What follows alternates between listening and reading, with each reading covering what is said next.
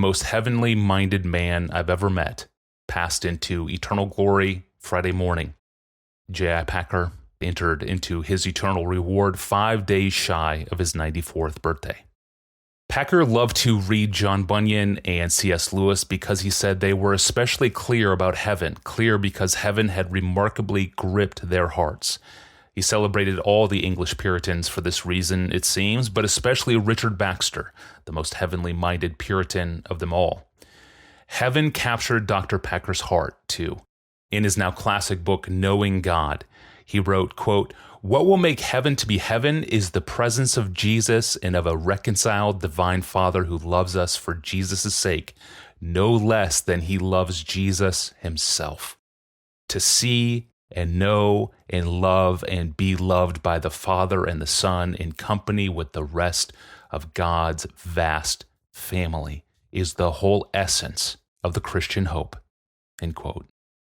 This God-centered heavenly-mindedness marks Packer's entire legacy. His role was to remind us of an eternity he has now entered. Pastor John, we are left behind now to celebrate his homecoming by thinking back on his life and memories of meeting him, talking on the phone with him, receiving faxes from him, and of course the many ways that his writings have impacted so many of us. We are intruding into your vacation, Pastor John, but what comes to mind when you think of Dr. Packer, the person, the figure, the writer? Well, I'm happy to come off of vacation to do this with you, Tony. This is a high and precious moment, and not a sacrifice. The Lord has remarkably set me up for this. I knew he was close to the end. I didn't know when it would come, but I've been reading a biography by Ian Murray of J.C. Ryle. Just wanted to go to Ryle again. I've already read about Ryle and written about Ryle, Bishop of Liverpool 130 years ago, and Packer really esteemed Ryle, and maybe it was a confluence of those things that set me to reading this. And I came to the end of reading it yesterday as I got the news that Dr. Packer had gone to be with Jesus. And at the end of that biography, Murray tells about, and he actually has a photograph of the tombstone of Ryle and his wife, Henrietta. And I noticed under Henrietta's tombstone data, this statement, 2 Kings 4, "Say unto her," this is Elisha sending his servant to the woman who's lost her son, "Say unto her, is it well with thee? Is it well with thy husband?" And she answered, "It is well." That's what's on her tombstone. Wow. I just thought, it is well. It is well. One of us is dead. One of us is alive. And it is well with the wife. It is well with the husband.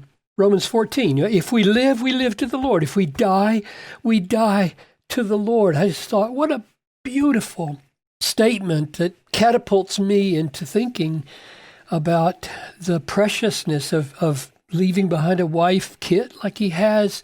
When you get to be my age or his age, he's 20 years older than I am, but I feel old, good grief.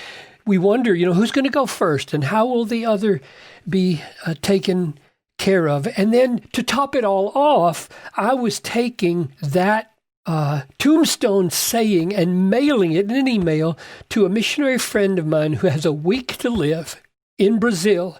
She spent the last half of her life there. She's going to die in Brazil. She's going to be buried in Brazil. And I just wanted to encourage and quote this to her. And so I've been thinking a lot, even before that text came from you that he had passed away. I was immersed in the last chapter of Pilgrim's Progress, where Ian Murray quoted again that Mr. Honest had come to the end and was ready to cross the river into heaven. And the land is called Beulah, which is married. And Mr. Honest says in his last words, "Grace reigns." And I thought, Packer has just walked through that river with a flag flying over his head. Grace reigns. Grace reigns. Amen. And the reason it seems appropriate to say this at the beginning of our little conversation here is that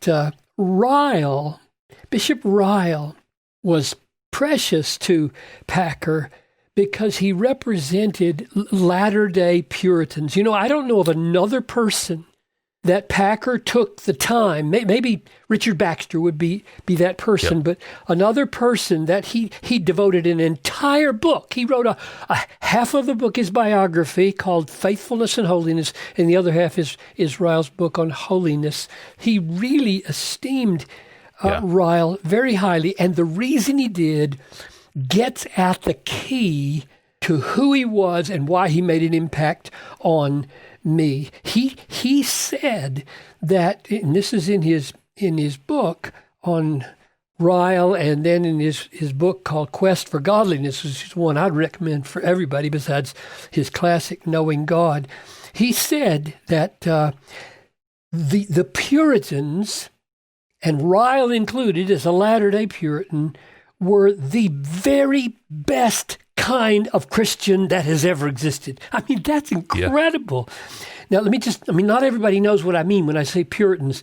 He mentioned Richard Baxter, John Owen, Richard Sibbes, John Flavel, Thomas Brooks, Thomas Manton, Thomas Watson, Robert Trail, William Bridge, Thomas Goodwin, Stephen Charnock, Jeremiah Burroughs, John Bunyan, William Gurnall. That's 16th and 17th century band of brothers who loved the sovereignty of God, were thoroughly reformed in their theology, and yet were the most pastoral, penetrating, personal, effective, prayerful, pious kind of people there were. And so he actually says, this is a quote, "This type was in Ryle's view, as in mine, the best type of evangelical that the world has seen." Wow. And that meant, quite simply, the best type of Christian, close quote. I mean, just think of what he's saying. Yeah. He thinks that band of brothers is the quintessential appearance on earth after Jesus of the best kind of Christians. He called them the redwoods. He said the rest of our generation is a pygmy generation compared to the redwoods of these Puritans. And I thought, I've always known he had that high view. But here's the key that links Packer with the impact he had on me, and I think thousands. He said, this is another quote, "The Puritans made me aware that all theology is also spirituality. That is, it should have an influence on the recipient's relationship with God. If our theology does not quicken the conscience and soften the heart, it actually hardens both." And then he adds this staggering statement, which explains his entire ministry. He says, "It seems to me, in retrospect, that by virtue of this Puritan influence on me, all my theological utterances from the start, on whatever theme, have really been spirituality, that is, teaching for Christian living, and that I cannot," this is the most amazing statement, "I cannot now speak or write any other way." Am I glad? Frankly, you can hear him saying it. He would query himself, and then he would say, "Frankly, yes." Yes. Yeah. It is a happy inability to suffer from. He is saying, people wonder, why didn't Packer ever write a major, great systematic theology, like the other great systematic theologies, which he intellectually certainly could have. And I think right there he's saying, I can't write any other way than pastorally and spiritually. And the reason that is so relevant and impactful for me is this. I didn't come to Reformed theology through J.I. Packer. I came through serious exegesis of Paul, Daniel Fuller, and Jonathan Edwards. That was my pathway in. But once I was in and felt the majesty and the greatness and the glory of this sovereign God, I was in my late 20s, mid-20s, and I began to look around. Where is this? Where can I find somebody to be my father? Where can I find a help? Where is somebody who embodies this? Yeah. And that's where Packer came in. And with him came the Puritans. I didn't read the Puritans in seminary. I started reading the Puritans later in graduate school and then later in the pastorate, and I read them because Packer kept pointing to them as the key to these redwood kind of Christianity. And so Packer, I was just thinking this morning of the people in my life who have been alive, not dead, like Paul and Edwards, but rather who've been alive in my life, who've influenced me most. And even including my parents, I would put Packer in the top 5 at least, if not the top 4 or 3 who've made such an impact on me. And it's this combination of great theology, great redwood-like theology of a magisterial God working a massively glorious salvation, having a purpose for the entire universe that's worthy of our devotion and our worship, combined with a tender, pastoral, loving, practical heart. I mean, I got out my old copy last night of Evangelism and the Sovereignty of God. Yeah. Just the title says so much, right? It does, yeah. I mean, how many theologians write about evangelism? How many great theologians write a little book helpful about evangelism? And I went through the book and I noticed there were 2 kinds of ink. I've read this book twice in print. I remember listening to it at the YWCA, working out with my wife a few years ago. So I've been through this book 3 times. And I remember places where he's talking about how to behave on an airplane. Are you kidding me? One of the greatest theologians of the 20th century is giving practical counsel about a guilty conscience of whether you should speak to somebody on an airplane or not, and how it relates to the sovereignty of God. Oh, my goodness.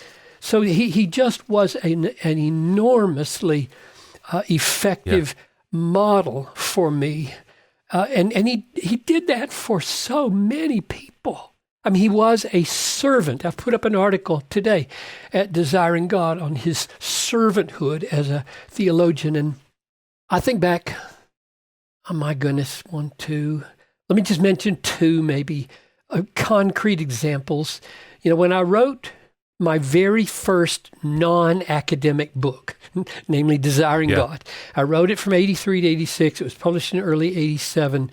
I thought to myself, I want this book to be called Desiring God. You know, Tony, why I wanted it to be called Desiring God? because the 2 books, I wanted to piggyback on Knowing God. I wanted to piggyback on Loving God by Chuck Colson. I wanted people to see my book and think, oh, maybe it's like J.I. Packer's book, Knowing God, since it's called Desiring God. Yeah. That's exactly what I wanted them to think. And we did the front cover with a big G-O-D. And if you know the first edition of Knowing God and Desiring God, they look very much the same. Yeah, big sun on all 3.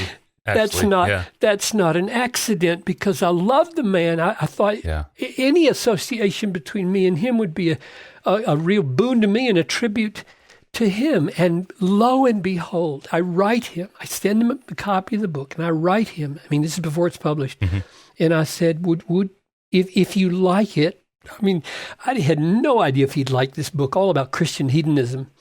And he wrote the blurb on the back of the book. And when I got the book in January of 87 and took it out of the envelope, and I didn't know that they had accepted a blurb from him. And I read his blurb. I cried like a baby. I just thought, I can't believe he did this for me, because I'm just this no-count pastor in Minneapolis and had never met him, and he didn't know me from Adam as far as I could tell. And he wrote, "The healthy biblical realism of this study in Christian motivation comes as a breath of fresh air. Jonathan Edwards, whose ghost walks through most of Piper's pages, would be delighted in his disciple." And I thought, are you kidding me? Wow. My father, who's dead, would be delighted in me. According to my father, who's alive, namely J.I. Packer. And you know better than I do, Tony, he wrote those kinds of blurbs for hundreds of books. He did. I mean, someday somebody's going to put a book together of Packer blurbs because they're all so thoughtful and clever and helpful and winsome. Yeah. And here's the other personal thing that showed his servant heart toward me. You know, when I was looking around in the late 80s, like 85, 86, 87, where can I find fellowship in this reformed Christian hedonism that I have come to love, which is my life? And Packer comes so close to embodying it in a veteran theologian pastor type. Where can I find it? And it was in a few pockets of places, but I thought let's have a conference and gather people together who are serious about worship, serious about mission, serious about evangelism, serious about theology, and are reformed through and through, and care about serious joy. And how could I bring guys together? Well, I need a Packer or somebody like that. And I wrote him and said, would I have no idea whether anybody will come to this conference, but I'm going to have a little conference at our church. I'm going to invite the people that I'm aware of in my denomination, and would you come? And he came. Huh. He came, and he spoke to the first group. There were about 80 pastors there in April of 88, and that conference has existed for 32 years without stopping, and its origin and its catapulting into existence is owing to the servant heart of J.I. Packer. And here's just a little side note that I mentioned in the article that's at DG today. When he came to dinner that evening, along with the other speakers, we always had the speakers over in those early days, and Noelle would make spaghetti. And I love her spaghetti. And he took a great interest in Noelle and said, "What do you read?" And she said, "Come and I'll show you." So she took him into her study. I've got my study upstairs. She's got hers downstairs. And showed him her collection of mystery novels. Oh, yeah. Well, Packer is an avid reader of mystery novels. Yeah. And they disappeared for I don't know how long they were gone. And later, about a year later, he writes me a little postcard with his handwriting on it. I think it's dated here it is. It's dated December 18, 1990. And he had come to the conference in 88. And he said, quote, "Creep up behind your wife and whisper in her ear, Ellis Peters, Elizabeth Peters, Andrew Greeley, Ralph McInnery, William Kienzle, Charles Merrill Smith, and see how she reacts." I didn't know any of those guys. You know? I mean, and women. They're all mystery novelists that he and she had enjoyed talking about. So there's a taste of how broad his heart was in interests. I mean, he had jazz. What was his instrument? Saxophone. Yeah, was a great interest of his, and mystery novels and Puritan theology and thinking about the breadth of his heart. I remember back in the 80s and 90s, I was struggling with the kind of the third wave of the charismatic movement, the John Wimber types, and And I had looked at history, and I looked at what was happening around the world and how the church was exploding in the global south, and most of that was charismatic. And the question I was raising to myself was, why does God bless all over the world? He seems to bless, that is, use people to save sinners whose theology is defective. And in his book, Keep in Step with the Spirit, Packer has this great quote that ever since then has been a real sweet, humbling help to me. He said, God loves to bless the needle of truth in a haystack of error.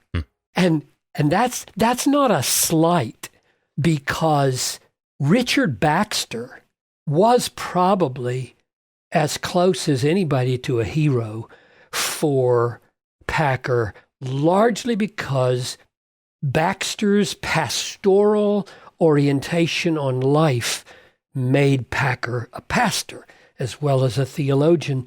And he says, quote, theologically, he was something of a disaster. Yes.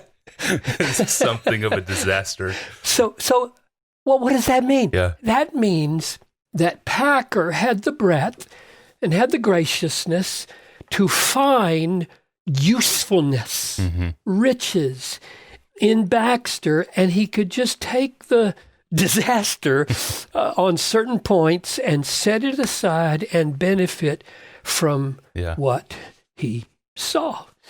And so that was a great help to me, and it's been a great inspiration and lesson to me. I keep learning things from Packer everywhere I turn. Absolutely. In his, and I suppose the reason for that, as you would know as well as I do, is because under it all was his absolute allegiance to and love for an inerrant Bible. Yes. He was part of the battle for the Bible in the 70s, and the capstone of his career, I've heard him say, was his leadership or editorship of the new translation called the English Standard Version, the ESV. And so we would be amiss not to pay tribute to Packer's deep, solid, heartfelt devotion to the infallibility and truthfulness and authority and pervasive usefulness of the Bible. That's what's going to make Packer durable for decades, perhaps centuries to come. That's good. Yeah. Packer once said speaking of Baxter, he said, Richard Baxter was a gifted theologian, more stimulating in his mistakes than many lesser men in their orthodoxy. I've not heard that. So there's the praise side of the critique. But so much of Packer's legacy was him celebrating other people, historic voices, even writing endorsements for current writers. But in 2012, I was able to interview Dr. Packer in Vancouver. We traveled up there, and one of my favorite clips from that interview is, I think it's called like Advice to Aspiring Writers. Yes. And there he talks about why J.C. Ryle is such an important voice. He said, quote, J.C. Ryle was a wonderful communicator. Most of his work is written up in sermons, but even when he's just doing historical studies and not writing sermons at all, he never lets the reader off the hook. You always feel he's talking to me. His idiom is very 19th century, and I'm not saying imitate that, but see what he's doing with words to get into the minds and hearts of his readers, and then do that in the 21st century terms. Wow. That's good.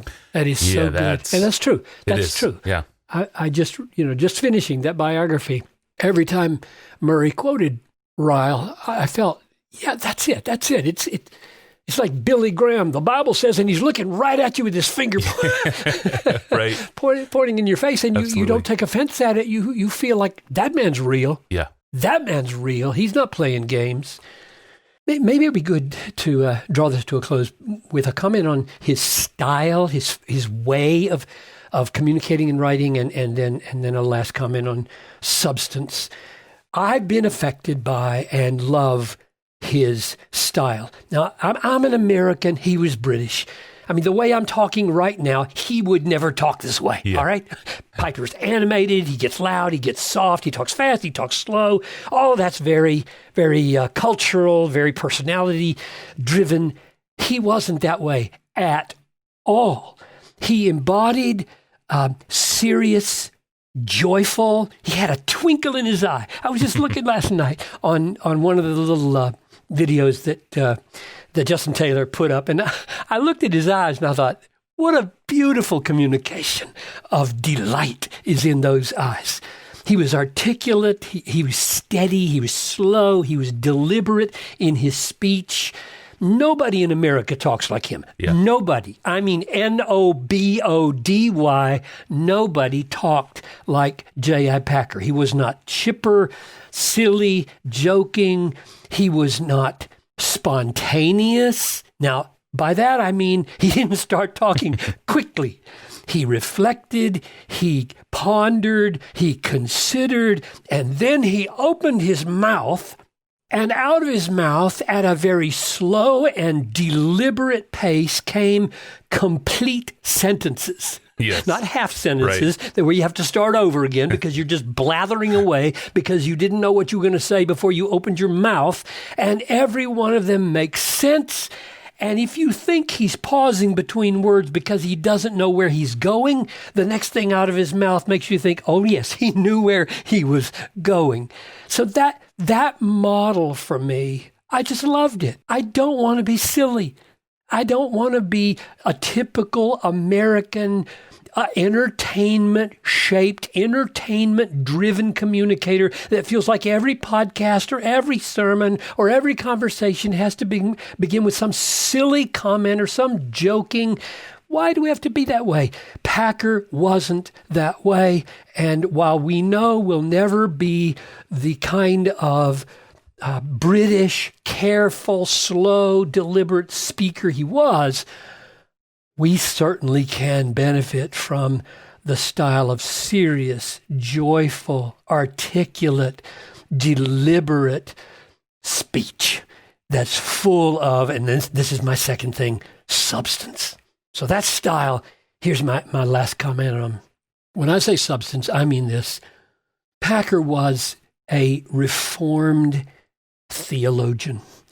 And at a point in life, 50 years ago, when some of us had just found our way into the biblical reality of God's majesty and greatness and glory and purpose and sovereign grace in salvation, we looked around to find representatives, and thousands of us stumbled onto his little pamphlet called The Introduction to the Death of Death in the Death of Christ. And all it was supposed to be was an introduction to John Owen's book, but it took on a life of its own. And the reason it did is this.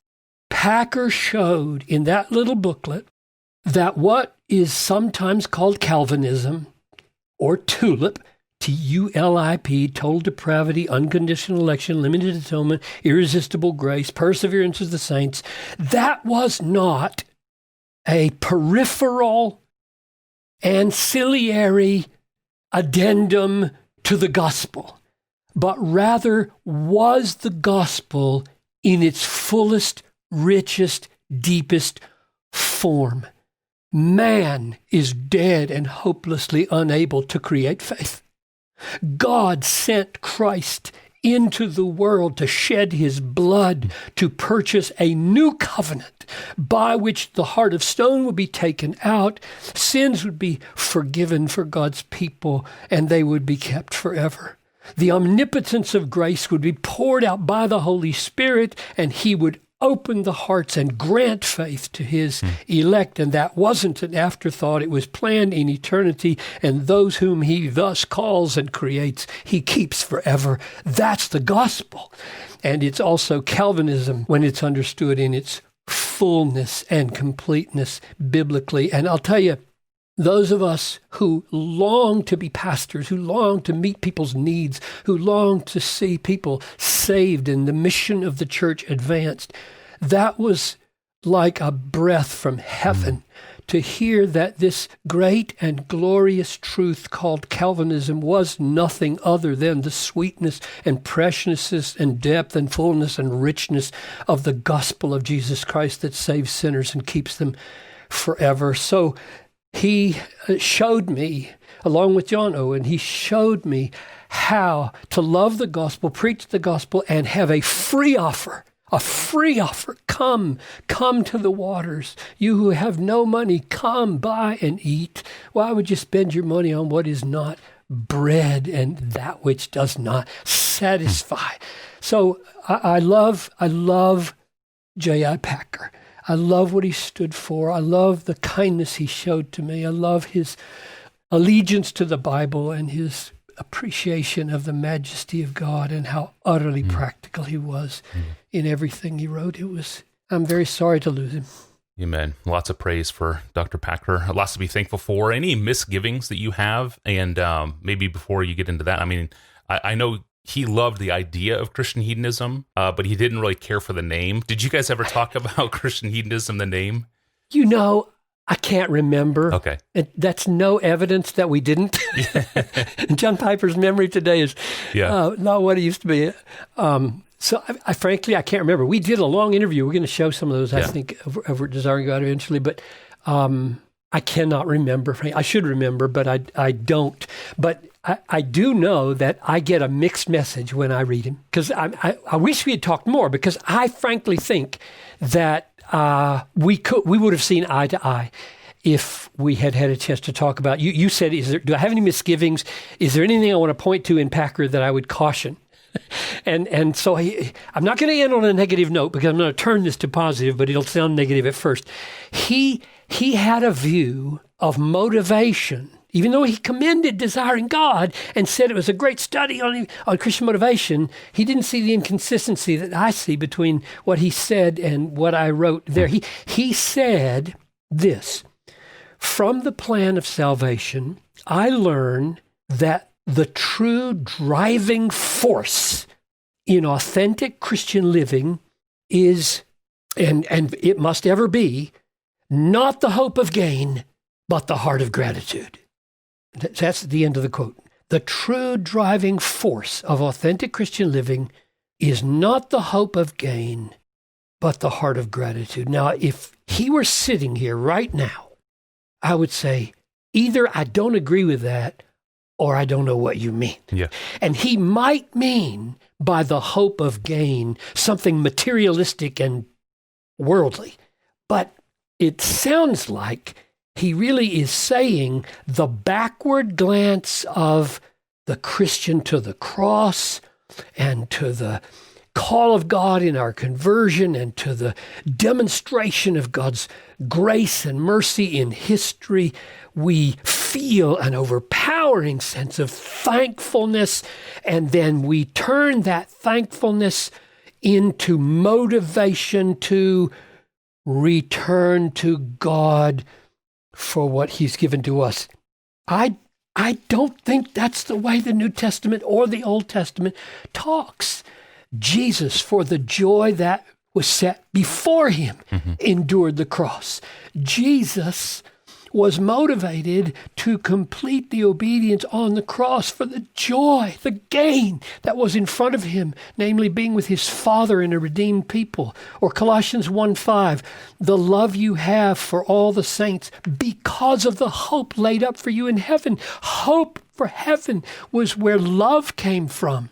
Or Matthew 5, rejoice when you're persecuted, for great is your reward in heaven. It's the thinking about the greatness of the reward in heaven that enables us to endure persecution and persevere in love. Or Paul saying, forgetting what lies behind, I strain to what lies ahead, toward the prize of the upward call of God in Christ. That drove Paul. I want to make it to the end and get the prize, which is Jesus. He's more precious to me than anything. Or Hebrews 11, by faith Abraham obeyed. And what is faith? Faith is the substance of things hoped for. It's the glory of the future, the better reward, the Beulah land with Jesus that sustains us and motivates us in our obedience. So I would say Dr. Packer what did you mean when you said that the driving force in authentic Christian living is not the hope of gain? I don't think that's right. And he might say, well, I think perhaps I should reconsider that half of the statement. Yeah. I'm congratulating myself that I might. Look, here's the way we should close, Tony. Yeah. When I say that, I say it with tears in my eyes. That if I can, nitpick at a statement of Packer that I wouldn't say, and then point to the precious Bible that he taught me to love and die for, there's a great affection in my heart, and maybe he would understand if I said, well, Packer, Dr. Packer, I never could call him anything other than Dr. Packer. Dr. Packer, you taught me that God loves to honor the needle of truth in a haystack of error. You will then perhaps be merciful toward me if I find a needle of error in the haystack of your life's work, which is not a haystack, because hay is going to be burned up. Yours is made of gold and silver and precious stone, and I stand in awe of your life's work and will draw from it till I'm home with you. Yeah, wonderful. And we're actually going to release an interview that you did with him, a 70-minute interview on all sorts of things. We're going to release that as a special APJ episode here in the next week or so. It's never been released. I'm sure you remember that. Yeah, I do. Was that recorded in Vancouver? I think so, yeah. Okay. The whole thing is coming soon. It's never been released. Pastor John, Dr. Packer, talking about the gospel, Christian life, 70 minutes coming up here in about a week. Pastor John, thank you for coming off of vacation to talk with us. What a privilege. Well, back in 1990, Packer wrote an especially interesting editorial for Christianity Today titled, Why I Like My Pie in the Sky.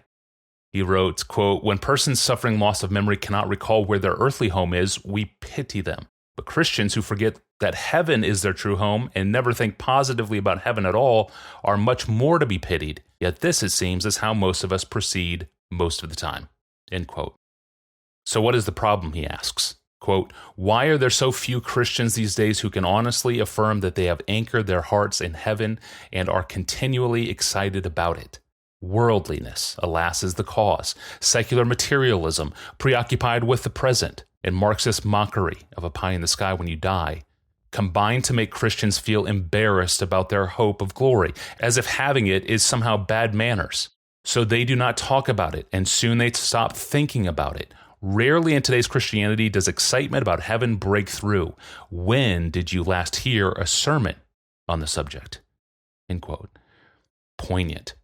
And then Dr. Packer signed off with an aspirational plea to his readers. See you in heaven, I hope. This heavenly-minded man, dear to so many of us, J.I. Packer, passed into the joyful presence of his Savior on Friday morning at the age of 93.